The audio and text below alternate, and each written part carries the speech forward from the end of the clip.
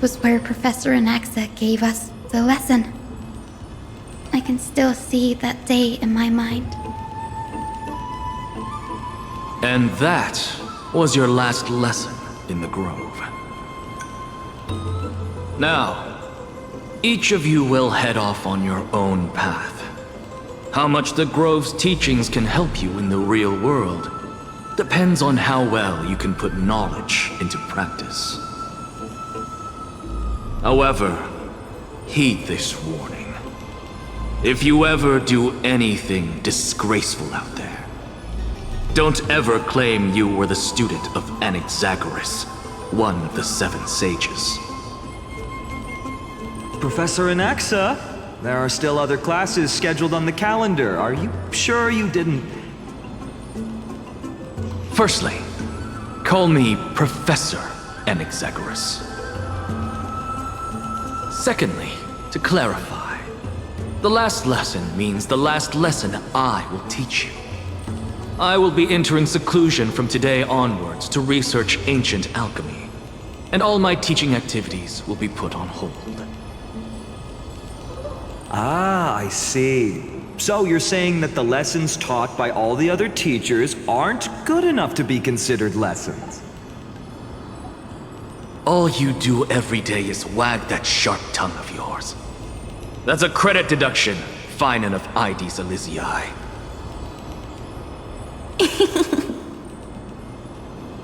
I have nothing left to say. Next. Please wait, Professor. According to the Grove's protocols for a cohort's final class, the lecturer should take some time in that lesson to discuss the students' post-graduation aspirations with them and guide them toward a solid path. Surely you can't skip such a crucial step, Professor.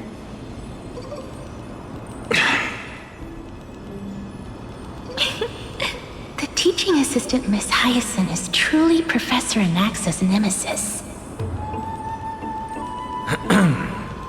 Fine. Since Hyacinthia insists on this, let's go through the process.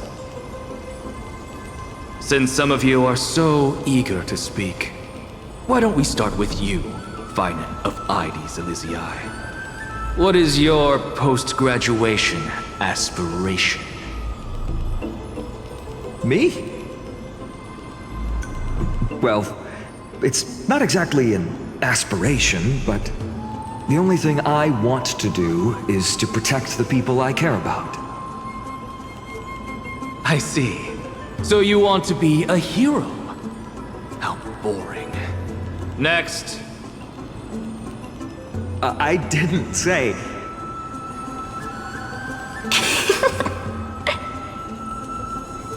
Castorus, you've been giggling for quite some time. How about you go next?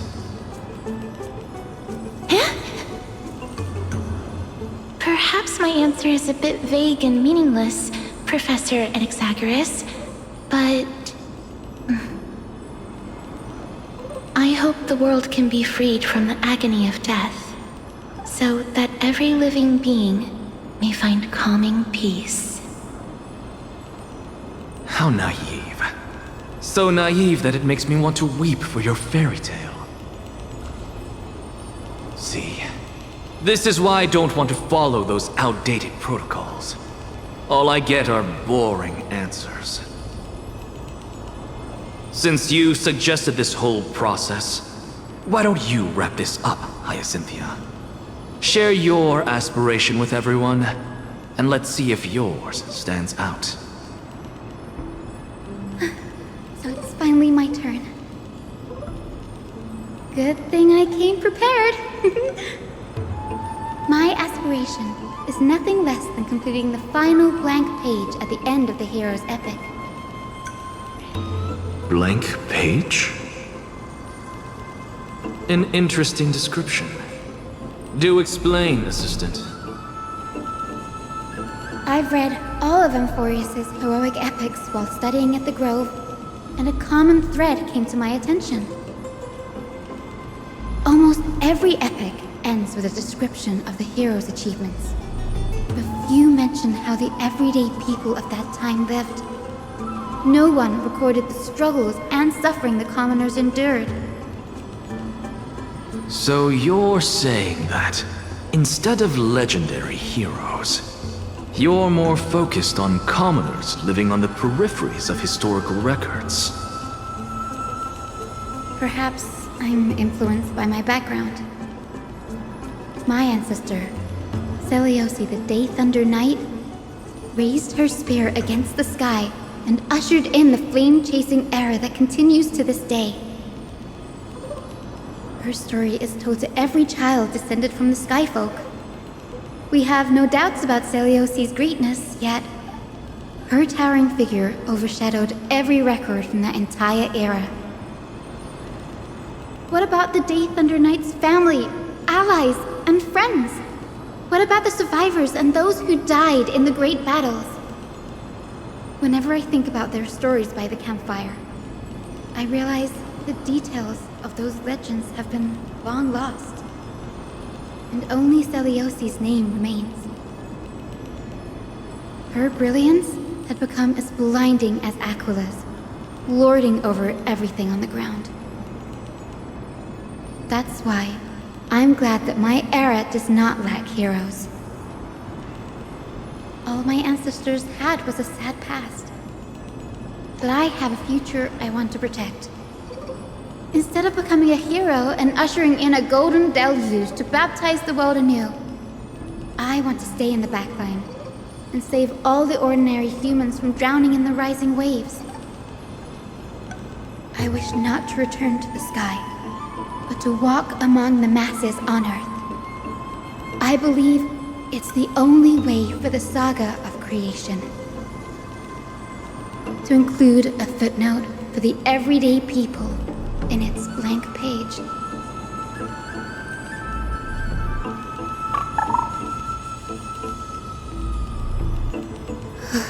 I'm getting embarrassed from remembering how I said all that. But my beliefs have never changed. Now I really have a chance to stay behind the hero's front line and realize my dream. Huh? Oh, Hyacinth! Danny! What are you doing here? I didn't expect to see you again in the Grove. Finan mentioned you were gearing up for the campaign against Aquila. Are you here too? You guessed it. To reach Aquila's realm in the sky, descendants of the Sky People must perform a bloodline ceremony, summon the spirits of our ancestors, and get their blessings.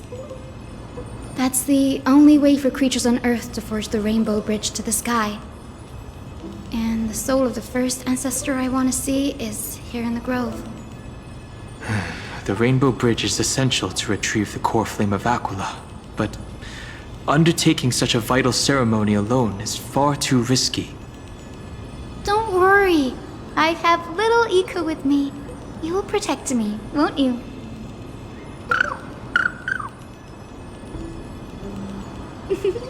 Good, Ika. Well, what brings you here, Danny? I'm collecting as many myths and research about the Titans as I can. Everything about Amphorius is a valuable addition to our databank when I get back to the Astral Express. Right. If all goes as planned, you and Gray will be able to go home after this mission, won't you?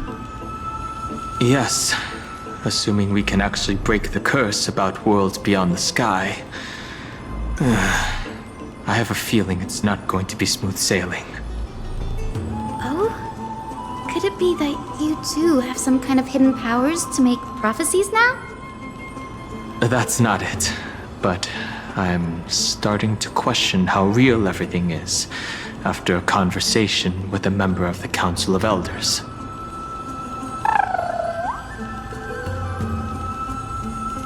Nope. I didn't understand that either, little Ika. Don't worry about it. There's a lot that I still don't understand. Since we've already met up, why don't you come with me, Danny? I was thinking the same thing.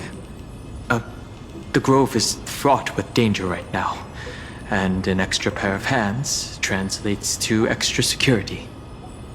That's the dependable express guard for you. So, shall we get going?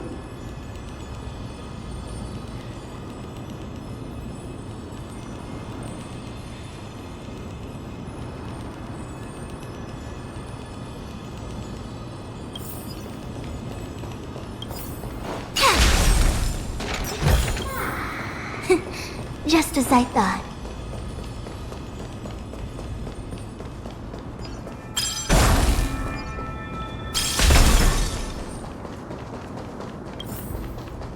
The chromocopter is vibrating. There must be memories of an ancestor nearby.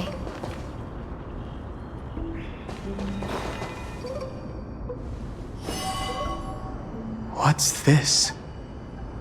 This is the divine object of the Sky People, the chromocopter. Our ancestors dictated that when a descendant of the Skyfolk is ready to challenge Aquila again, they must first awaken the spirits of their ancestors with the chromocopter and receive their benediction. Only after this can the chosen Skyfolk reascend to the heavens. Is it to prevent those who are not qualified from pointlessly losing their lives? Very prudent, wouldn't you say? The soul of an ancestor slumbers here.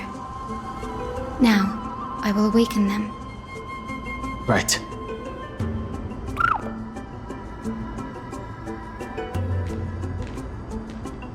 I am Hyacinthia from the Twilight Courtyard, a descendant of the sky who has inherited the duty of flame chase.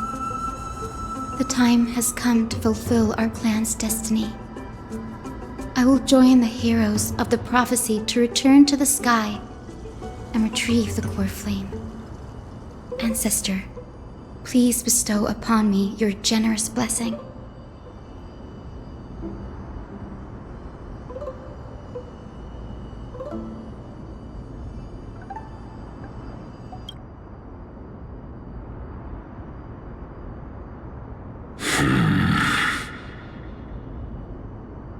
Who has awakened me? It's I, Hyacinthia, a descendant of the Sky People. I apologize for interrupting your slumber. You are Lord Crispus, aren't you? I've read your story in our family tree. You were a righteous judge who vindicated many who were wrongfully accused. I never imagined someone in this era would still remember my name. So, our bloodline and duty have continued to this distant age. Indeed, it has. I have awakened you in the hope of receiving your blessing. For the flame chase journey is nearing its perfect conclusion, and retrieving the core flame of Aquila is the final challenge the heroes will face. Perfect conclusion. Hyacinthia, you look very young, and you do not have the bearings of a warrior who can contend with a titan. How can you convince me that this blessing will not turn into a curse, leading a child like you to your demise? 1,000 years ago, Seliosi, who conquered the skies, left behind legends and a will, entrusting the mission to return the Sky Titan's core flame to her descendants, to people like you and me. Though I'm not a warrior, I will not turn away from the mission that has flowed through our blood for 1,000 years. And I am not fighting alone. I have the strongest and most tenacious companions in the world. Amphorius is in an era brimming with heroes. The burden of retrieving Aquila's core flame no longer rests solely on the shoulders of the chosen Skyfolk.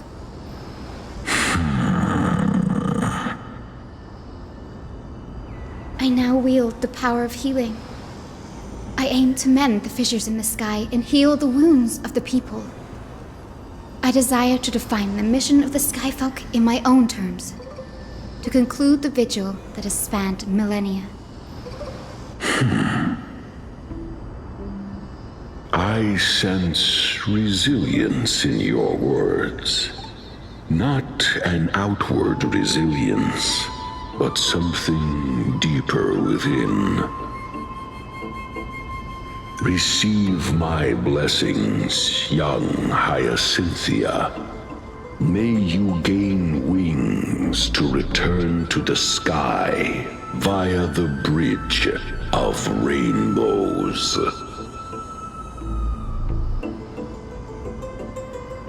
Thank you for your trust, Lord Crispus. We won't let you down. Well done, Hyacinth. Thank you. My ancestors were all pretty strong-willed people. It won't be easy convincing them. I've run through these upcoming conversations in my head more times than I can count. Well, looks like your efforts paid off. Now, the next ancestor on the list. Her spirit is said to rest in the vortex of Genesis. Pity that the ceremony has to be performed in strict order. Shall we head back to Akama together, Danny? The vortex of Genesis, huh? I have a suggestion. Remember how you suggested I learn the secret arts of water from Fagusa's priests? I've been practicing that in my spare time and made some progress. Now, as long as I have spirit water with me, I can use those techniques to carve a path directly to the vortex of Genesis. Oh, I remember! I didn't expect you to keep at it this long. That's so like you, Danny. Compared to the currents of my home, the waters of Amphorius are rather untamed. Subduing the waters wasn't easy, but I've gotten the hang of it now. That makes sense. Fagusa was always described as a fickle titan in the myths. Since you're offering, then let me put your skills to the test, Danny. The spirit water gate formed with this technique isn't as stable as a ritual basin. It'll likely only let one person through. And as Fagusa's priests designed it, the entrance serves as the exit. You'll need to come back through the vortex once you've met your ancestor's spirit. Little Ika and I will be here waiting. Got it. I'm counting on you, Danny. Under the raucous steps of their frenzied dance, the roar of celebration hides the world's heartbeat. Spirit water, reveal the way!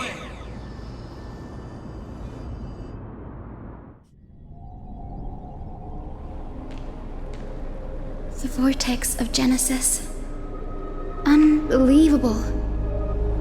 Danny is full of surprises. But this does feel way more disorienting than the ritual basin.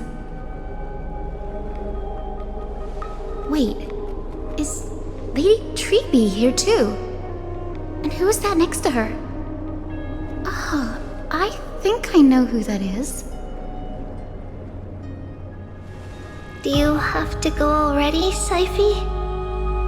It's been ages since you were last in Akama. You could have taken some time to rest, and we could have caught up. That's alright, big sister Treeby. I've gotten used to life on the road. Staying in this bustling city actually feels off. Besides, your prize student gave me an incredibly tough mission to handle. Cut Snowy some slack, Saifi. He's still so young, yet he's shouldering all the responsibilities Aggie left behind. Besides, Snowy's not the kind to ask for help lightly. Since he came to you, it means you're the best person for the job. You really spoil him, Big Sis Treeby. Guess I'm past the age for someone to look after me. Syphie. Just kidding. I get it. That deliverer boy does have a certain charisma about him. It reminds me of Aglaia in her prime. Anyway, I'm about to head out. Oh, Big Sis Treeby, before I go, got a little gift for you. Well, didn't expect you to be so thoughtful. What's in it? That's a part of the game too. If you want to see the full picture of what's inside, you'll have to wait until nightfall. A gift with a mysterious twist? Seriously? Huh? Looks like we have company. Lady Treeby, and this graceful lady must be Miss Cypher. I'm Hyacinthia from the Twilight Courtyard. Everyone calls me Hyacinth. Pleased to meet you. Bright and cheery as a lamp. Well, hello there, pink child. I'm Cyphera from the long-fallen city-state of Dolos. As for the rest, it's all in the history books, so I don't need to repeat it here. So, you're from the Twilight Courtyard. Does that mean... Yes, I'm a descendant of the Sky People, the Chrysos heir about to take over the authority of Sky. Whoa! That's unexpected. I figured Celiosi's descendant would be, I don't know, taller, stronger. Don't judge a book by its cover, Syphie. Zinni is a master of her craft. She's the most skilled and dependable physician in all of Amphorius. Don't worry, Lady Cypher. I may not be as strong and warlike as Lady Celiosi from 1,000 years ago, but I'm confident I can carry out the mission of the Skyfolk. All this talk about missions, you're making it sound way too serious. You've got to look out for yourself, girl. Don't push yourself too hard. I'd hate to see that cute face all scratched out by Aquila's claws. Syphie cracking jokes? Looks like you haven't forgotten what Aggie said all those years ago. Anyway, I've got a mission to handle, so I'll get going. Good luck, Miss Hyacinth. And if things get tough, just let that deliverer take the lead.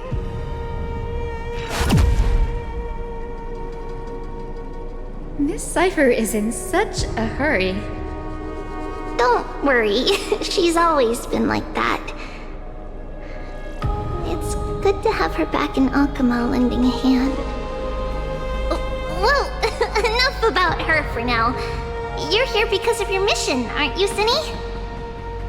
It's the perfect opportunity for me to go and tuck Syphie's gift away somewhere safe.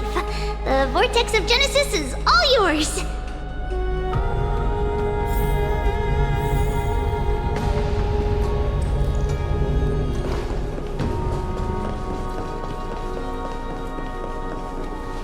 I will join the heroes of the prophecy to return to the sky and retrieve the core flame. Ancestor, please bestow upon me your generous blessing.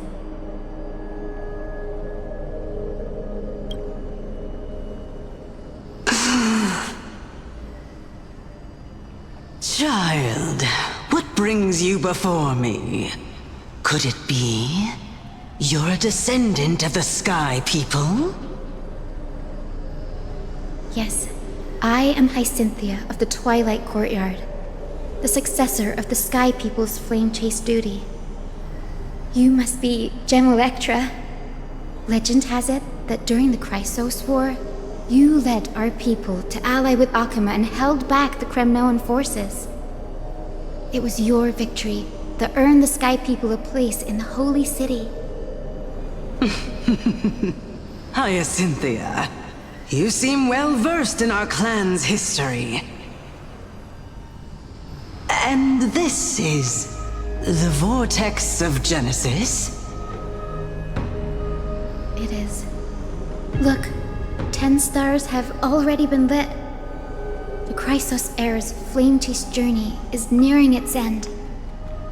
Are those the core flames of Fagusa and Giorios? Does that mean Hycelans and the Mountain Dwellers successfully carried out their duty? Who would have thought, as a fellow pillar of Amphorius, the sky's duty could only be fulfilled after 1,000 years? It's because sky shelters all beneath it.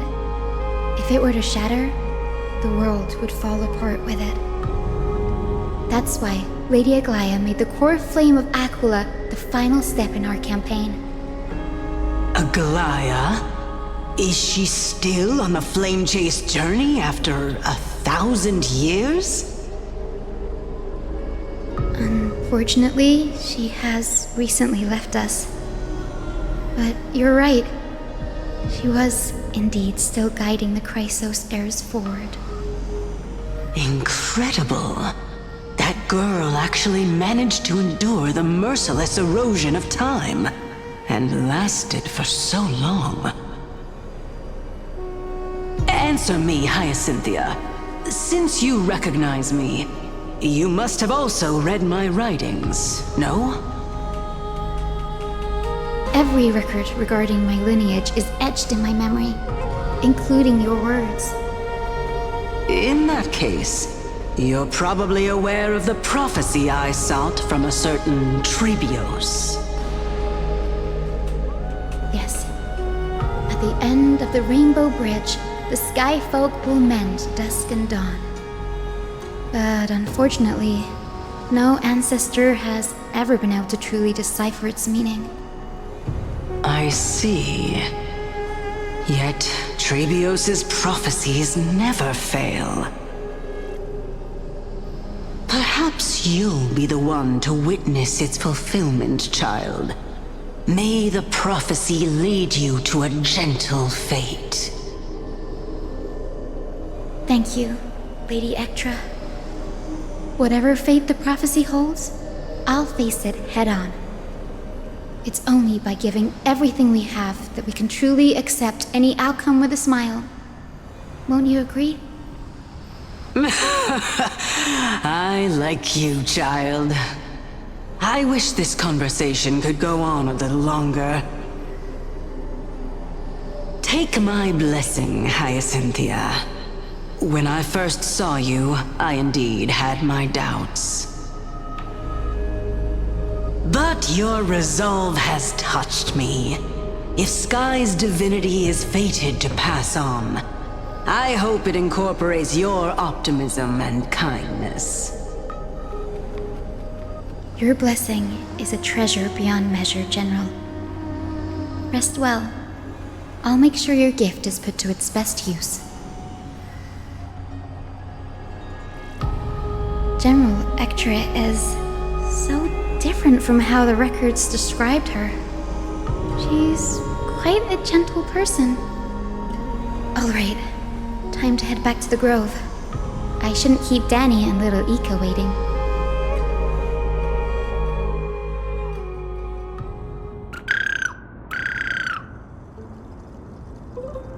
Huh, you're back. How did it go? It went great. Your spirit water art was a huge help, Danny. Do you mind sharing what your ancestor spirit said to you?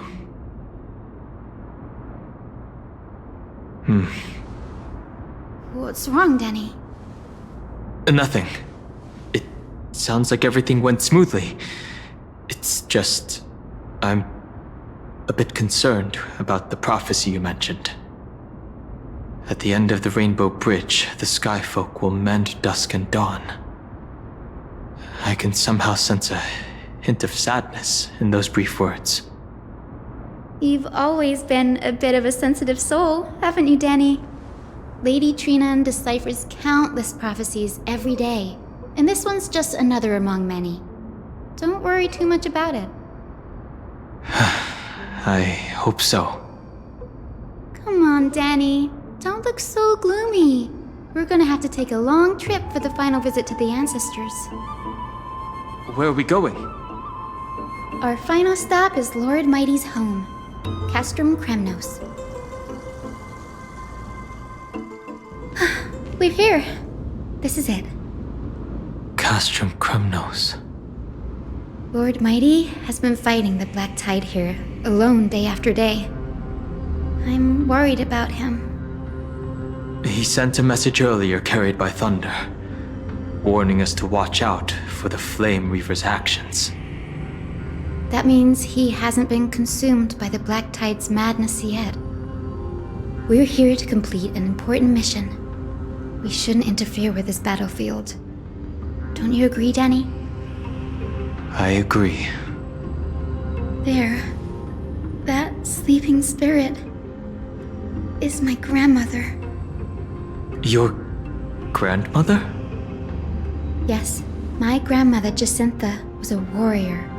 She represented the Twilight Courtyard in the Kremnos Festival. She fought her way through every challenge and reached the final stage of the Kremnos Festival. She was just one step away from securing a peace treaty for the Skyfolk, but was ultimately defeated by the champion warrior of that time. I've never looked too deeply into the details of such ritualistic violence. The scroll simply described it as a glorious duel. But behind the glorious duel was a tragic end. Not long after the festival, my grandmother's injuries worsened, and she passed away far from home. This prophecy tablet was left here by the Kremnoans to honor her final wish. Her death marked the final collapse of the Twilight Courtyard, already fragile under the shadow of war. And the Kremnoan warrior she fought against? Was Lord Gradaros. Yet, you still saved his life, even though he took your family.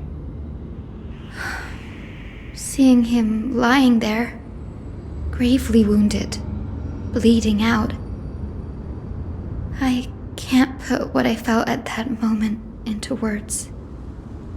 But when I heard Lord Gradaros took that fatal blow to protect Lady Trianne, all those tangled feelings faded away. To quote Lord Finan, Gradaros must have done that to become a better man. It takes true courage to forgive. You're every bit as strong as your ancestors, Hyacinth. You're getting better at this, Danny. In her final diary entry, my grandmother wrote that when the moment of destiny comes, a descendant of the Sky People would deliver the message of their departure to her spirit. I wonder what she'd think when the one awaking her turns out to be her beloved granddaughter. I will join the heroes of the prophecy to return to the sky and retrieve the core flame. Ancestor, please bestow upon me your generous blessing.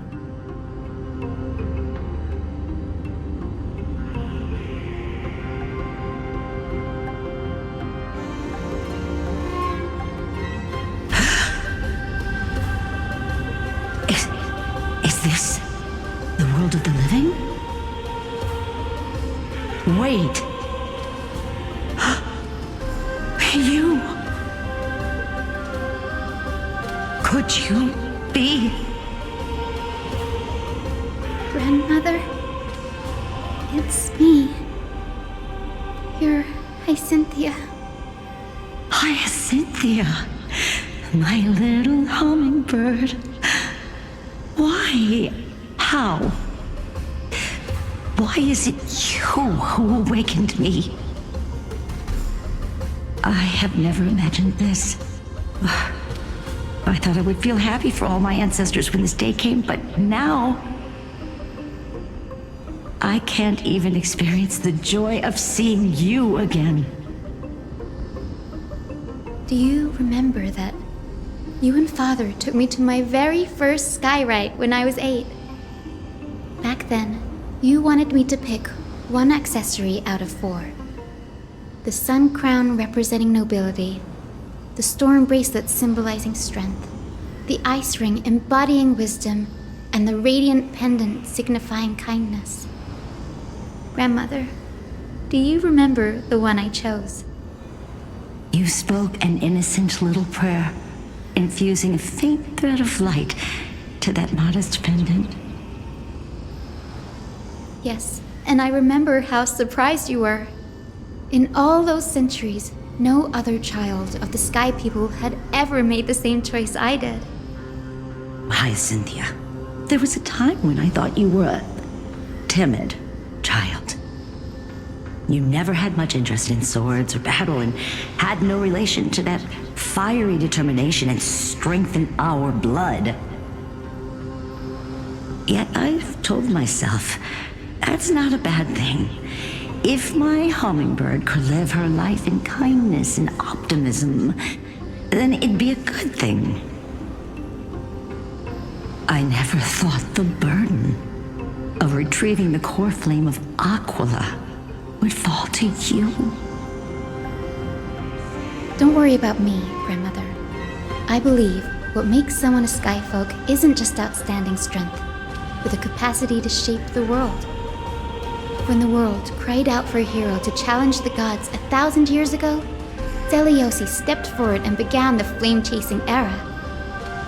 And now, as the flame chase journey nears its end, this broken world is crying out for something else. Healing. Isn't it poetic? A saga that spans 1,000 years, began with Sky, and will also end with Sky. You're still as optimistic as ever, just like when you were a kid. If your mind is set, Hyacinthia, then carry your resolve through to the very end. Return to the sky with my blessing, and watch over this world on the threshold of salvation. Grandmother, thank you. But I have one last request. Speak, Hyacinthia. We should still have some time. Before you go, could you tell me the tale of the Sky Hero once more? Just like you used to?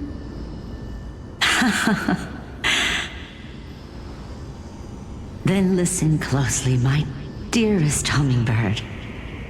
After all, this will be the last time. For millennia, the Titans waged relentless wars, leaving the world scarred and ravaged. A century of the Chrysos War plunged the nations into chaos and decay, until a spear, fueled by mortal rage, pierced through the smoke and flames that buried the prophecy of deliverance. Aquila, the celestial shaper, the 100-eyed divine bird crowned with the blazing sun and wielding thunder, those struck blind in 99 eyes by Nicador, they kept one eye glaring at the children of Twilight who received divine blessing, yet turned their weapons against the gods. The Chrysos heir of the sky, Seliosi, the Day Thunder Knight, ascended the forbidden lands of the Eye of Twilight at dusk, clad in wings. To her left was the lion-headed Solibus the Sunlit Wings, whose roars breathed divine flames and scorched the world. To her right was the horse-bodied Lunibus, the Moonlit Plume, whose graceful steps trampled the stars in the heavens. The one warrior and her two beasts challenged the ruler of the sky, determined to seize the divine core flame through plunder. The Titans' every roar summoned lightning bolts, and their every movement stirred cyclones. The wounded Titan's blood poured down like boiling rain upon the world and converged into scalding torrents. In the final moments of battle, the sunlit wings set the Titan's wings aflame, while the moonlit plume sealed the divine body.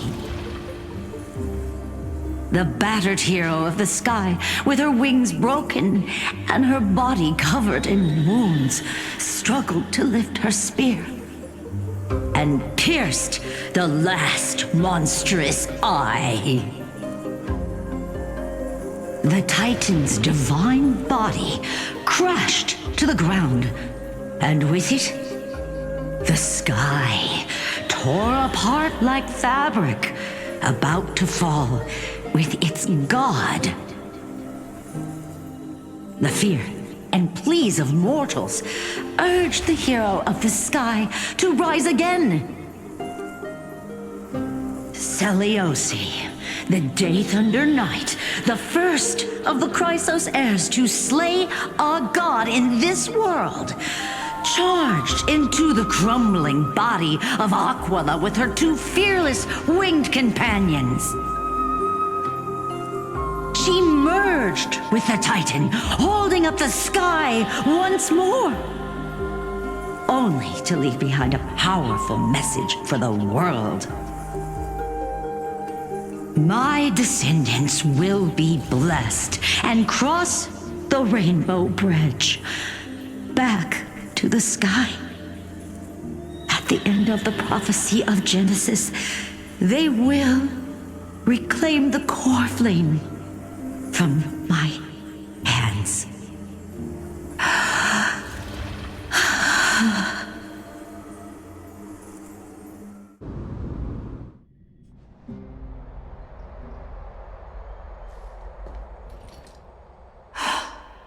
Today's the day. Wow, I didn't expect it to be so lively up here. Are these people here to send off the Chrysos heirs? There's Vinan. Let's go talk to him.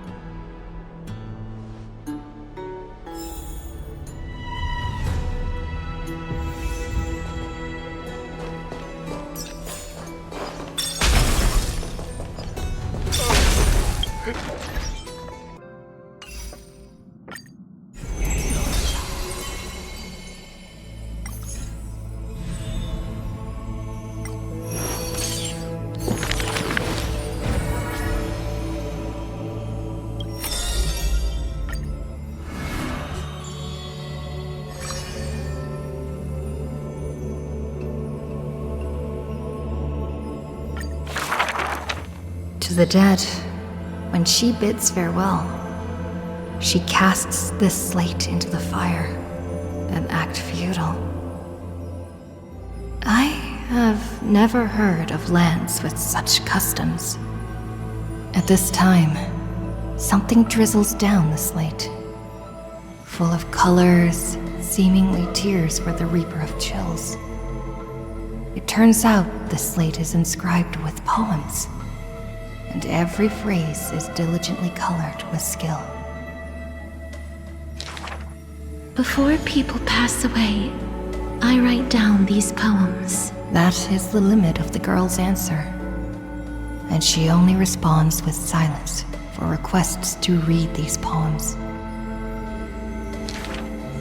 As time goes by, she finally opens her petal-veiled heart, and the reason behind her reluctance to show her work is finally clear. My poems are still too green. Not worthy to be art. It stems from the girl's shame and discomfort. It seems the girl once also loved to imagine with effort, and many wild tales were written on her part. A misunderstanding was what made her cease this art. It was a pair of arch-enemies who gained fame in the war. One of them burst into laughter after reading the girl's poetic words. he and I clearly wish to kill and tear each other apart. But in your eyes, you think we are close, unable to part.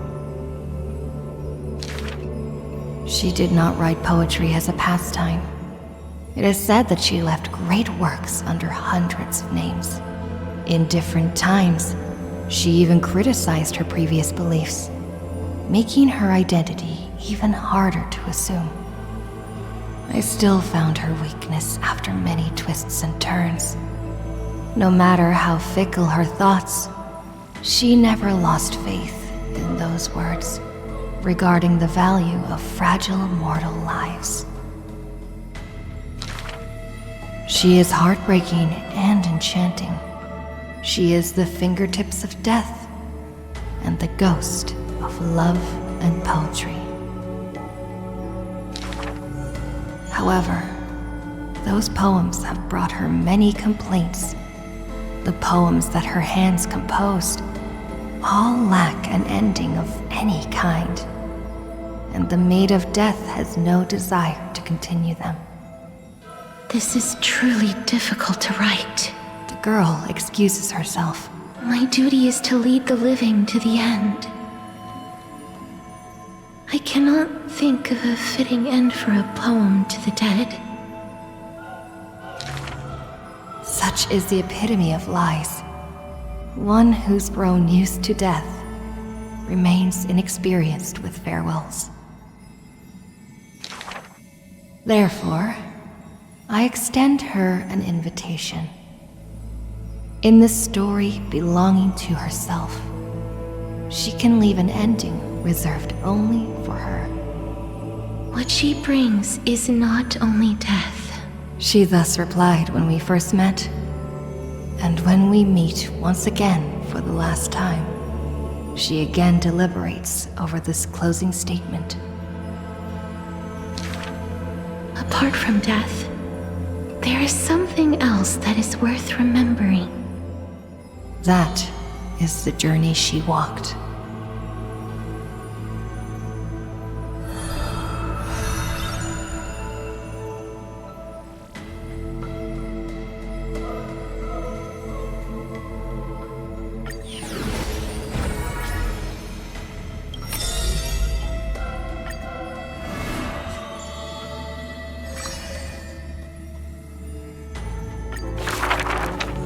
In the past, when strife swallowed the earth, and schemes disrupted the hearts of friends, the maiden who was yet a weaver was wrapped in a cocoon most grand, untouched by the storms sweeping through the land. She spent her youth in a palace of romance, surrounded by treasures, with even maids beautiful beyond belief, often bathing in the praise and admiration of wealthy nobles. Till warfare set the threads aflame, and the devoutly praying priest was slaughtered before the altar. The family, adored by all, perished before their courtyards, and the blood of her maidservants dyed her golden mantle red. The golden threads covering her eyes snapped, and the concealed truth finally appeared firsthand. Before a strong wind, a weak nobility cannot stand. In the long, endless war, the Goldweaver family was shattered by the sword, and the legacy of romance became a tragedy. She had a broken mansion and an empty house. The nobles who once loved her, none now willing to help her. All the romance, talent, peerage, and beauty, what use are they in a disaster? As she closed her eyes in melancholy, the maidservant pushed a broken loom to her earnestly. Miss, would you like to pick up the shuttle again and weave for me? The young miss wanted to laugh, but she could only respond with shock. for the maid's face was now covered in scars as she fought to protect her mistress's safety. Though I can no longer see, I still want to don the garments you weave. And yet, when she heard this, the desire to weave overcame her fears. Therefore, in the broken shadows of a house, the loom of romance moved once more. The garments were exchanged for copious gold, buying back her renown of old. Yet beside this mistress most noble, there was always a blind maid in tow, dressed in luxuries unfitting. As the weaver attended banquets, the praises of her youth returned. That majestic lady must be Nestia in the flesh. But harsh words also joined. The mistress's beauty is quite reduced by a maidservant so unsightly. The maidservant apologized in embarrassment, lowering her head. My mistress, I have brought you shame. Yet her mistress brought her to the middle of the ball, having her garbed in the latest dress as the model. She now knew that praises and ridicule were both untrue, and that romance cared not for beauty of the face. The golden thread of gods exists only within. She is no longer that helpless girl. She already carries the god's authority and walks the hero's route. But she still cannot hold back the calamity of strife. The unsightly maidservant blocked the dagger aimed at the mistress's soul, and blood once again dyed red something she wove. That was the last time in her life the maid's face she clearly beheld. When sewing the death shroud, she could not control how her fingers shook, often pricked by the needle sharp and acute. Thus that pristine white cloth wept with tears of blood and gloom. And when the day of the funeral came, she saw the commoners' endless graves, and the nobles dressed in silk, frolicking in the groves, and sadness overwhelmed her in droves. Is this the destiny unleashed for their act of chasing God's core flames? She kneels before the divine statues and prays to Nestia of romance to look at these garments soaked in blood from the flames of war. Why are those that appear so fair in fact ugly in truth? Why do faces unsightly contain souls cut from noble cloth? Why can the blind see the light? And why do those with eyes only see night? The dying god remains silent. If you no longer have the power to see, then with my destiny, she grasps the burning core flame. I'll exchange for eyes that can see everything. Warm liquid flows from her eyes that now see all.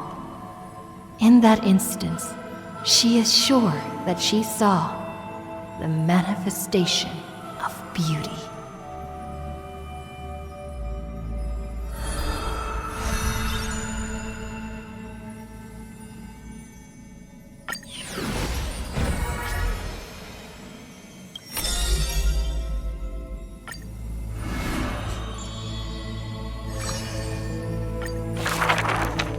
A thief tells a few stories.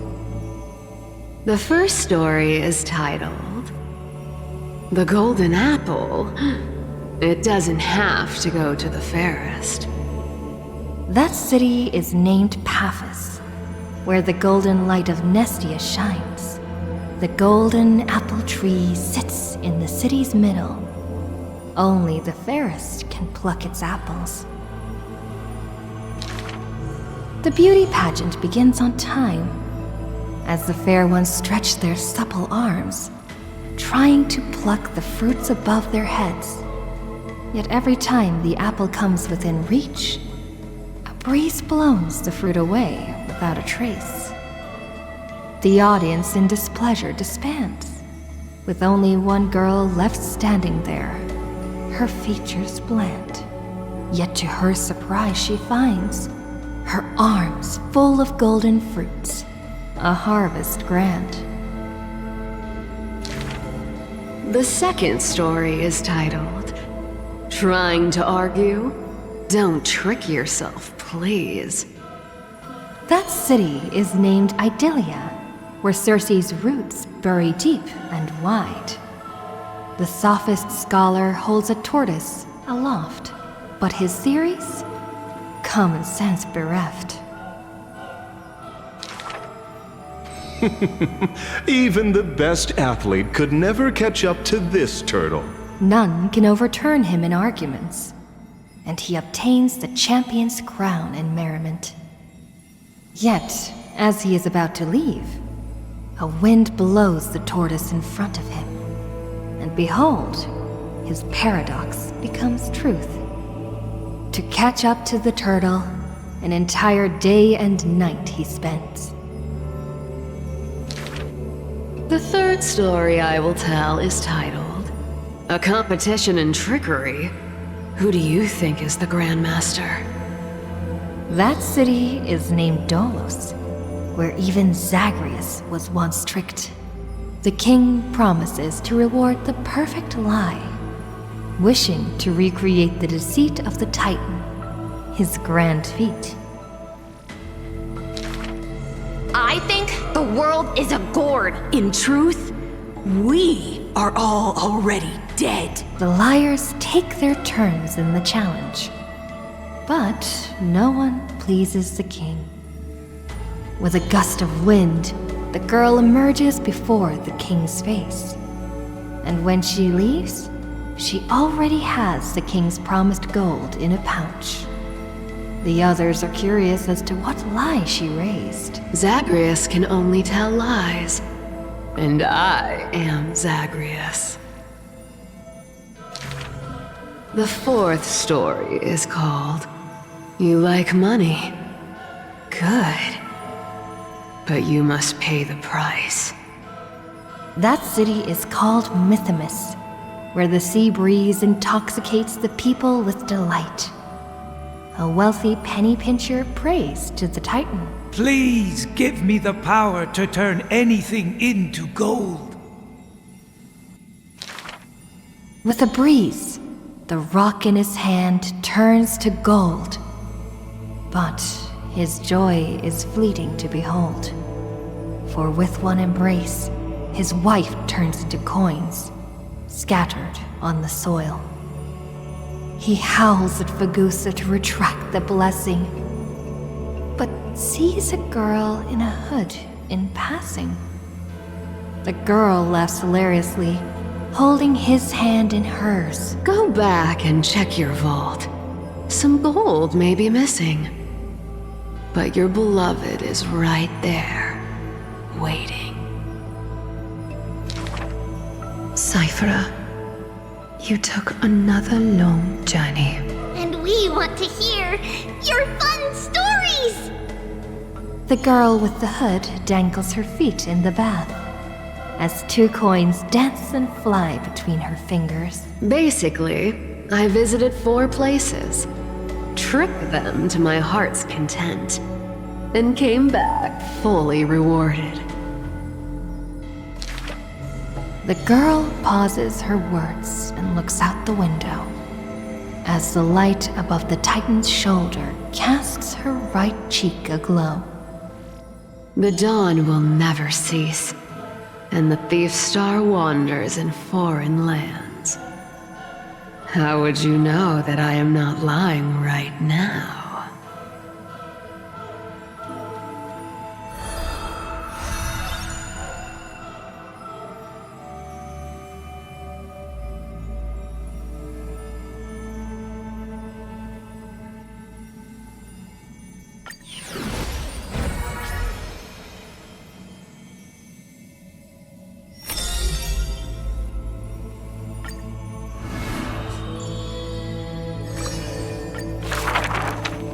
To die for glory is not eternal sleep. This is a lie all Castrum Kremnos keeps. The world after death is superior to reality and basks in light. But such vague poems the Crown Prince would not easily believe. Cowards who dare not to look death in the eye. He declared thus on the day he returned from the stream of souls. Longing for a martyr's heaven and reciting self-deceiving stories. His words are sacrilege incarnate, more arrogant than his blood and family. True warriors should treat that paradise with spite. Many followers thus stop, no longer following his steps. For they feel this young man's words, compared to poems, are even more absurd. A body immortal equals not perfection. The man braved dangers endless, simply to seek his weakness. In his greener days with more amateur skills, in crises where death denied him even after kills, he learnt why curse is a synonym for blessing, for he saw that visage of terror at life's closing. The man seems unmoved when this past is mentioned. Having braved death 9 times, he who was once lacking now excels above everyone else, still rising. Yet, when asked if he's still as ticklish as when he was a child, he does not answer. It's a wild tale he won't care to opine. It's said that Castrum Kremnos has secrets divine, through which the king's power has passed. A one-man army, by strength in their bloodline. Therefore, a traitor who does not inherit the throne is a king most infirm. As the protagonist hears these words, he refutes not, but openly responds. These are not rumors unfounded. But will they matter if my deeds eclipse those of all other kings, achieving glory beyond? Never turning back in war, he seizes all our glory. That rumor in the war camp of fury often casts a shadow on the man's heart, indestructible and fiery.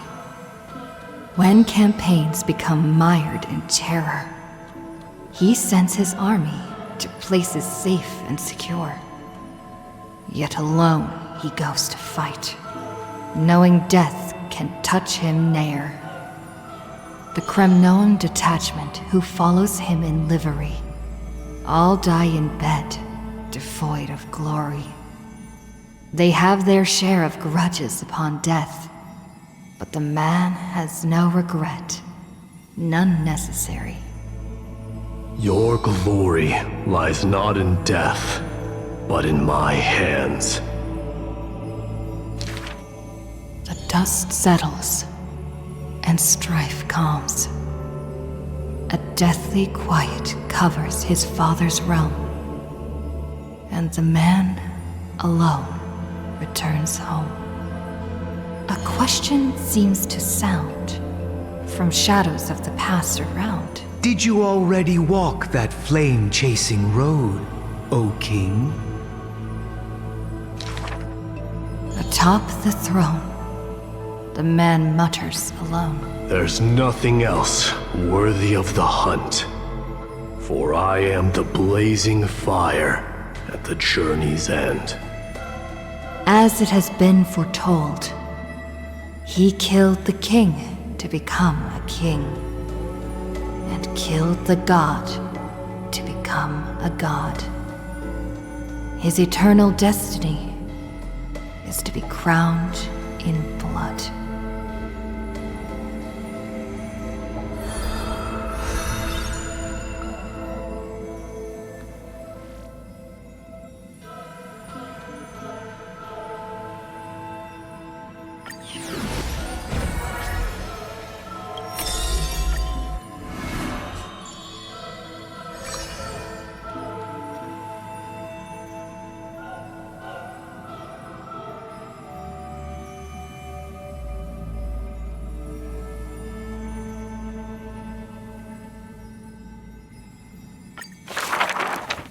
Do not make him your enemy, even though he may seem frail and weak. When a valiant warrior from afar assaulted the grove, he shattered their strength with only his eyes and pointing stick. He sent them running, pride cut to the quick. He may seem cold and unkind, but he sees through human emotions with just a peek. A student was troubled by love's trials and aches. With one sentence, he guided them away from heartbreak, letting destiny's strands weave a path to love and happiness's shape. All is science, and human wisdom knows no bounds. Both martial prowess and emotions are knowledge that can be found. He firmly believes that all things can be deciphered, bared to those who peek. Those that cannot be solved are not mysteries infinite, but only questions waiting to be answered, not obstacles bleak. For those who only protect themselves, the world cannot see their intentions. In sorrowful, parting hours, the scholar refuses trifling matters. Isolated in a corner of his library, he fiddles with instruments of crafters. Colleagues suspect him of creating new blasphemies, while students believe him to be making new miracles of mastery. The curious one's gaze through the window beholds, seeing a small wooden bird on the table, wobbling in comfort, swaying in the scholar's hand, an endearing cohort. I ask him, seeking his motive for this effort. The scholar, usually so quick to retort, refuses to answer, seemingly coming up short. Creatures that through his hands pass, all change their functions, invoking wonder peerless. He once removed his hat as others witnessed, then walked on the hat over water with success. They also saw him light a flare, fearless, instead creating chilling cold air, not so harmless. That bird was once a toy, and now his messenger. Or perhaps still a toy. That is the magic trick of his success, and one of his teachings that he will profess. Nothing in this world is ever born fixed. The far-seeing must be far in thought. His teachings are like prophetic delight, yet he opposes prophecies with all his might. It's a time he refrains from looking back on, traveling all lands, chasing prophecies, trying to prove the priest's words were not unchangeable foresight. Countless times, he exhausted his crafty sleights, wanting to rescue the doomed and resurrect whites, wanting to shame the prophesized heroes of magic and might, wanting to sway promised villains to a course more upright. Perhaps fate could not guess his goals, but it could trample over his plans overnight. At the end, all his challenges flicker out, But he persists still in endless plight. His ambitions are too lofty, and so failure follows him never too softly. Through moments of defeat, felt increasingly common, the scholar learned one thing he has never forgotten. Respond to defeat with a smile haughty. Not from optimism, nor from a defeat of the heart. I thank this misfortune's severity. The laughter oozes with self-mockery, but is also full of a different emotion. If this road is easy to walk, then future generations will not praise my name in piety, says his ambition.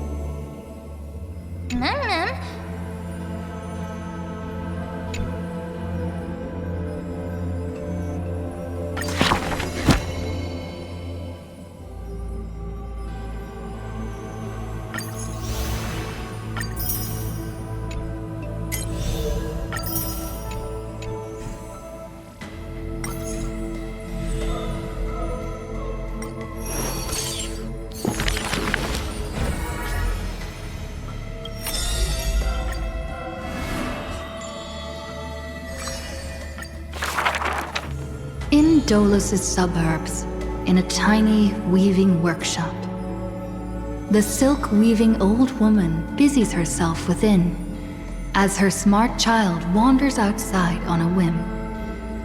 The silk pours from the loom, some bright as the dawn, some dark as the night. The woman had lived her whole life in poverty, yet through her business, she never deceives. Good child, listen to me. Never lie and speak deceit, for people like you only do to honesty. The girl smiles and nods, but her heart is drawn to the boundless desires of the bustling streets. And the grandmother is unaware that her handmade white dress has been stained by the mud of conceit. Madam, what is a bundle of white silk's price? Sir, only 2,000 balance coins. An honest price tag can only meager profit obtain. If we keep selling cloth like this, we'll stay poor for the rest of our lives! The girl complains to her grandmother, while sprouting countless plots and petty tricks. The woman smiles and does not reply, only weaving with night-shaded silk a suave hooded robe for her little spark. Why don't you take some of our goods and go into the city tomorrow to try out those pranks? The mesmerizing moneyed charm of Dolos City turns minds and tongues into a whirlwind of confusion. Even the girl who prided herself on sharp ears and a clever tongue could not contend with the myriad shifting face before her. She returns penniless and furiously seethes. I vow to the god of thieves that I will eventually empty those people's pockets!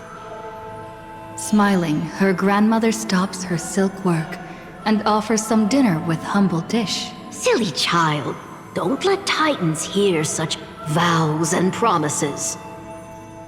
Yet, when the moon rises, a magnificent pin graces the old lady's pale locks. The girl smiles at the old woman, now stunned in shock. I actually did return with some catch. The brilliance adorning her white hair drew all eyes, and its proud original owner arrived to stake their claim.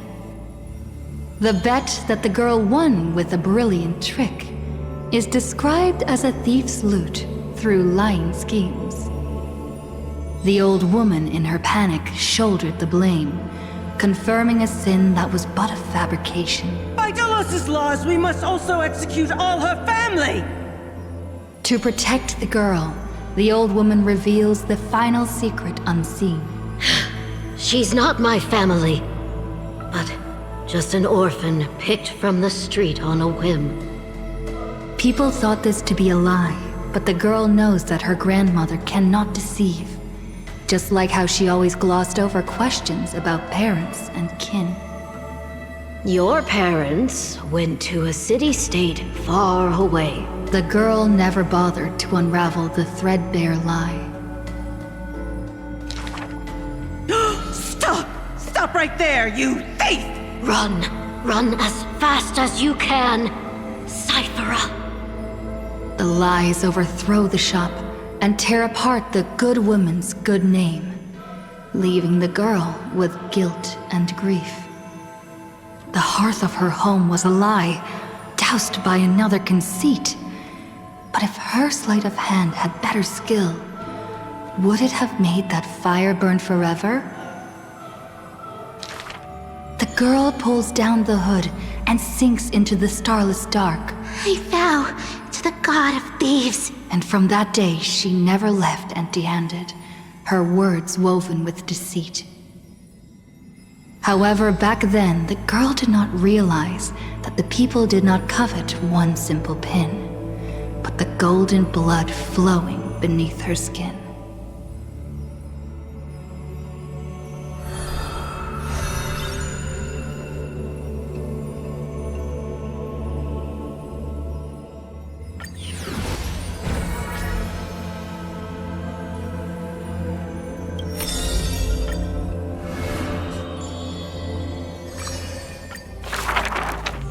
She can see the most delicate colors, the most distant contours. She can see the most secret desires, and through the most perfect liars. But being able to see everything is the same as seeing nothing. Countless mirages and cacophony surround her with stimuli plenty, casting her into another kind of blindness overwhelming. So she soaks herself in the bath and lets her golden thread go beyond the palace. When the water drops on the thread vibrate and shiver, she closes her eyes and listens to the echoes silently. She hears how a mother's feet were wounded for treading over too many stones, and is soaking her feet in the hot water bath. She hears children playing next to the pools, and someone is saying loudly, I heard that the Golden Goddess also likes to visit the baths. She is used to bathing alone. At the start of the hours of lucid or parting, her golden hair spread in the water like a throne, like the scattered golden threads, wrapping her again in a cocoon. Yanis's holy maiden silently walks over, scooping up water to wash the weaver's hair, as if cleansing the bough of a laurel tree. That is when the one who sees the core flame finally knows. There's no difference between a demigod and a true deity.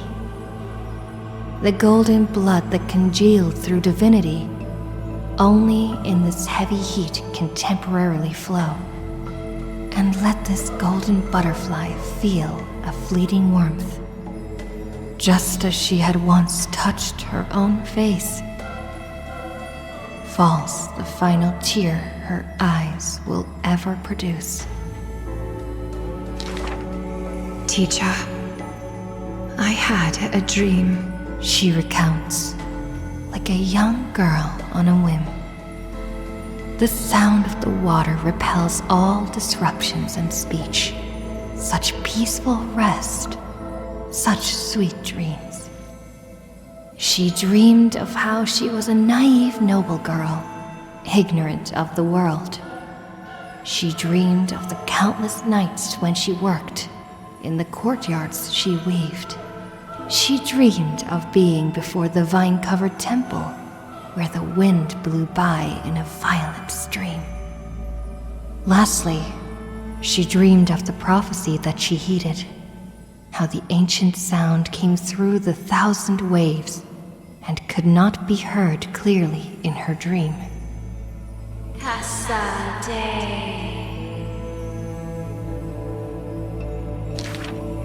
The dawn device is always glittering, and birds are always chittering. The children of Akama like these kinds of songs. Why not trust in the promise of an era Chrysia unending, like how children believe in fairy tales, passed down unceasing? But will the dawn device truly shine forever? Will the voices of songbirds not one day turn hoarse? In the golden bath in times gone by, she pierced her eyes, for she saw the all-too-dazzling future of everyone. That future was nothing compared to false promises.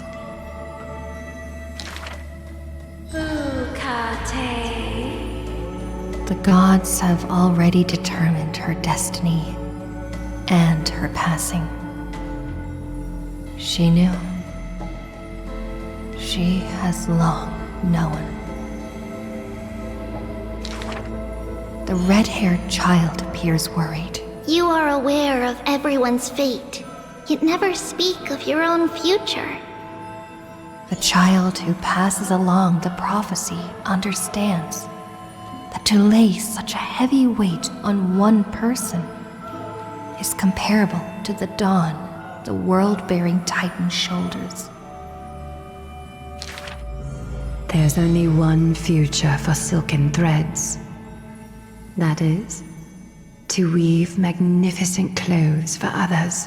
She takes the children's hands, inviting them into the pools, intending to use warm water to wash away their concerns. Yes, before the toll of the bell that announces the hour, before the meeting to judge the flame chase begins. Do not waste the rare good dreams, or the languid waves warm as tears. She mutters as destiny slumbers in her arms. The one that wears this elegant attire in the future must bear the weight of the silk threads.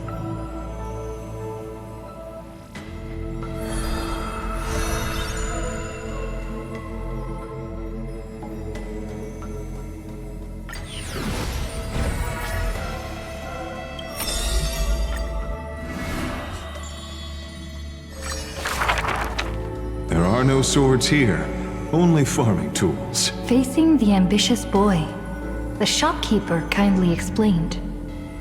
Even a rake would do. Let its worth be judged by the verses I compose with it. Many days later, the wounded child stood upon the scorched earth, and silently he buried the ruined tool. For that was his first sword. And on the day that the black tide came, he broke the shackles of fate with that weapon true. Let go of my beard, you white-haired rascal! No! Fine! You win, okay? That was the first victory claimed by the boy. A victory often mentioned in later years, and yet he never treated it with shame. I understood something thanks to his beard. The others hold their breath, waiting for his thoughts. But he only gives out one response. The victor must stay focused, and success will come when you work on nothing else. Those words became the foundation of his existence.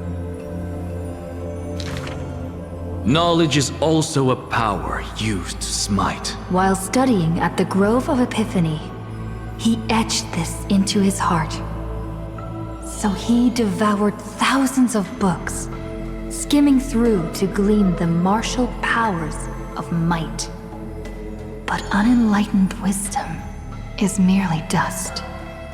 And when the next calamity approaches, all he recalled is flight. Thus, his books are always worn into shreds, for each book was read endlessly, till he remembered every detail slight.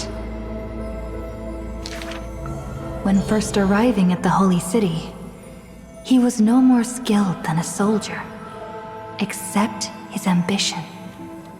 Even the deliverer from the sky must have their beginnings in the soil of the nations. The elders in the Holy City scorned, casting him into barracks in derision. But none expected this new recruit of unknown history made his name in one mission. Some asked him, which teacher caused such improvement? He answers with countless names, including the Inquirer's own. Only one who treats the world as their teacher can bear its eventual destiny.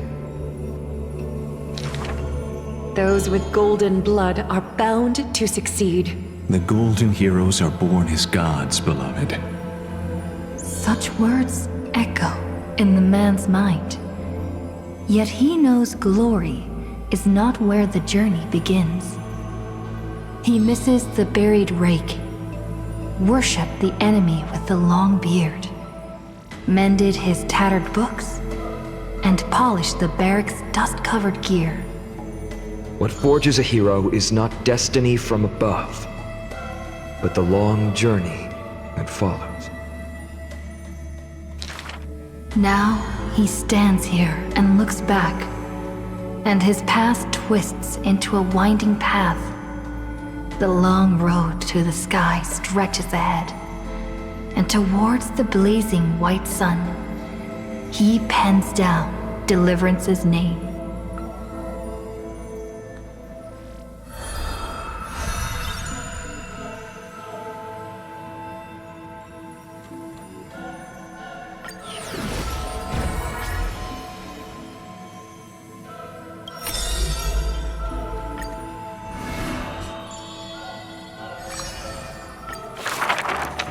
This world may contain thousands of ills, but the number of sufferers is countless, like ocean-going sails.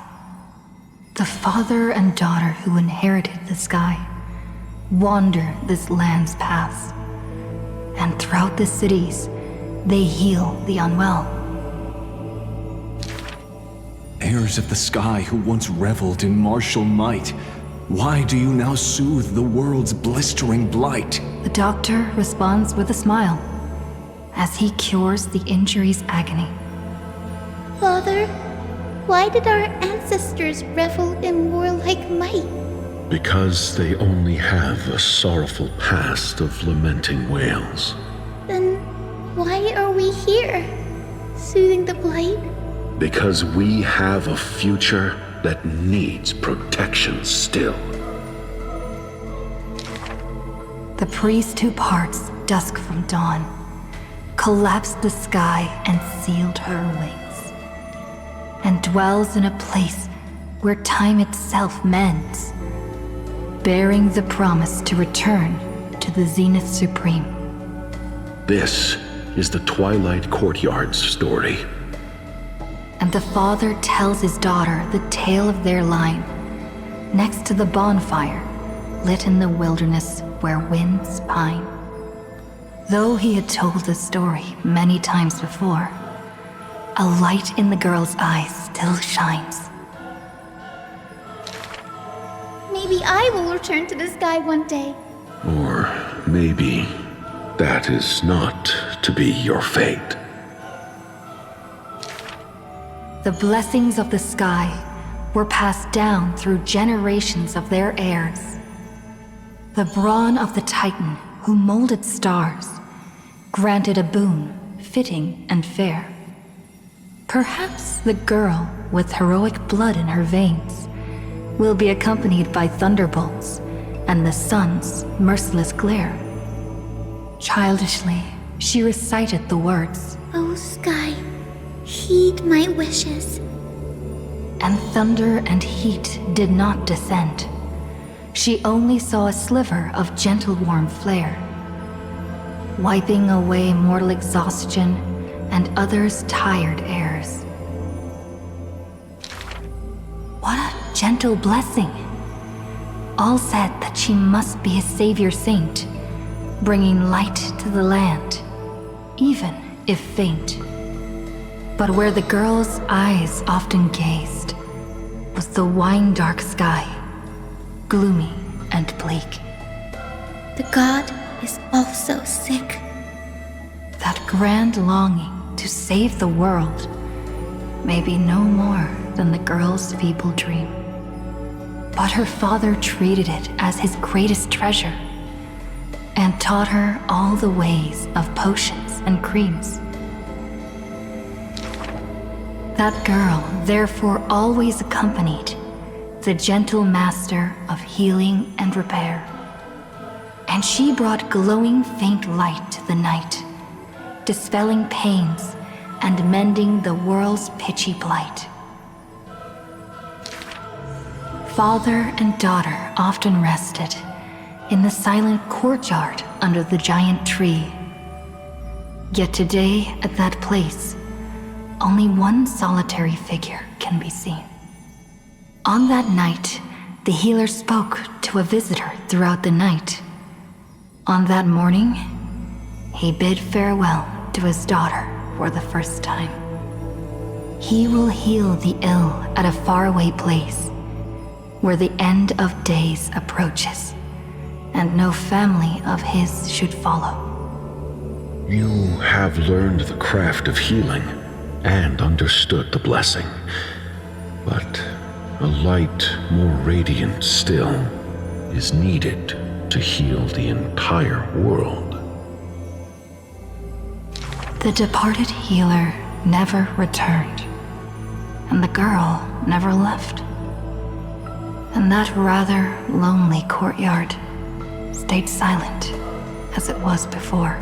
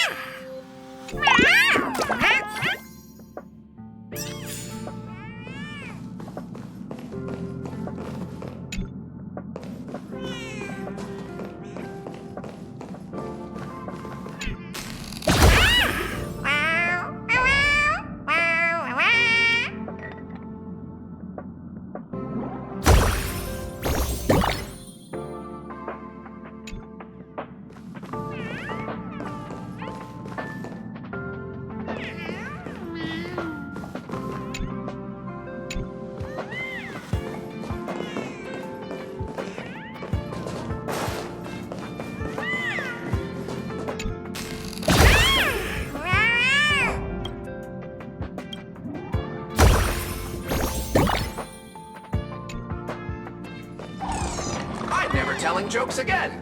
My humor simulation circuits have taken up smoking. I'm never taking a bath again. My AI...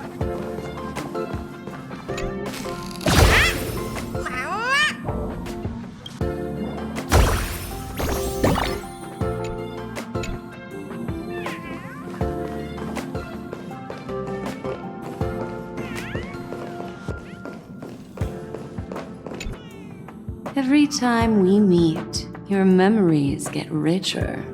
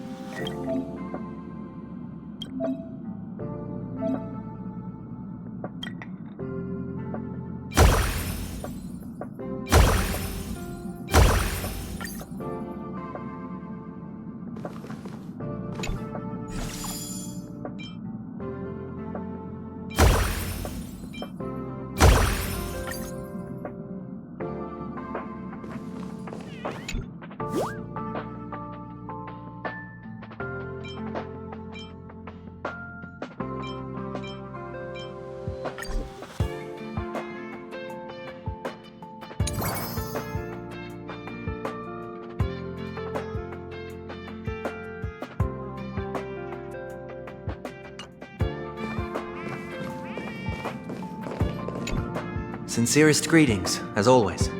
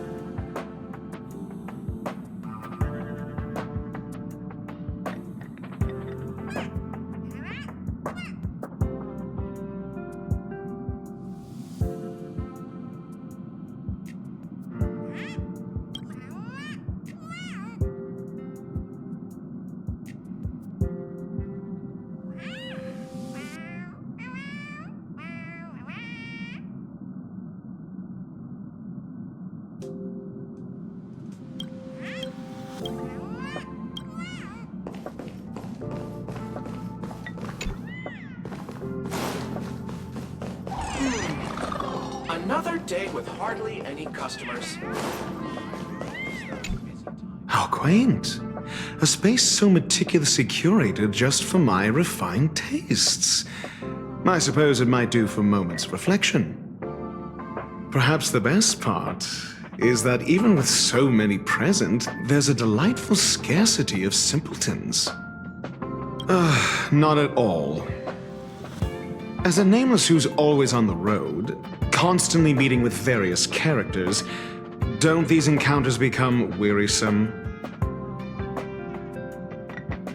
It's no small feat. The average person is easily swayed by their environment, after all. Go ahead and try. With this mask on, I intend to keep the world at bay.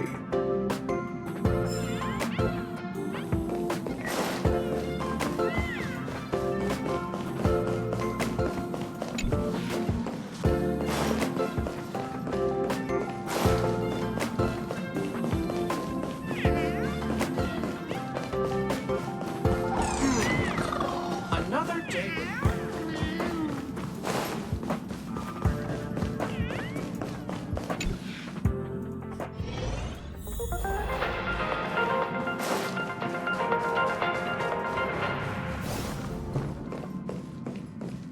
This is the Interastral Peace Broadcast. Good evening, everyone. Good evening. Welcome to a new episode of the Interastral Peace Broadcast. The Siduni Rama star cluster has... The sights from this express of yours are surprisingly pleasant. I've lived within the Divination Commission under the Delve's artificial sky for so long that I'd somewhat forgotten the magnificence of the real world. I hope to visit more of such marvelous places and to gaze upon such views with my own eyes. The most grandiose, astounding, and extraordinary vistas are often found in perilous and distant lands. It's a pity that the Lafu cannot part from me for even a day. Even if I wished to visit other lands, they probably wouldn't allow it. I must thank you for this. I can come here to have some peace and quiet when my work gets too busy. You are esteemed guests on the Xianzhou. I doubt any would dare to pull me away. Such a minute place, and yet such splendid scenery. Just splendid. Such a minute place.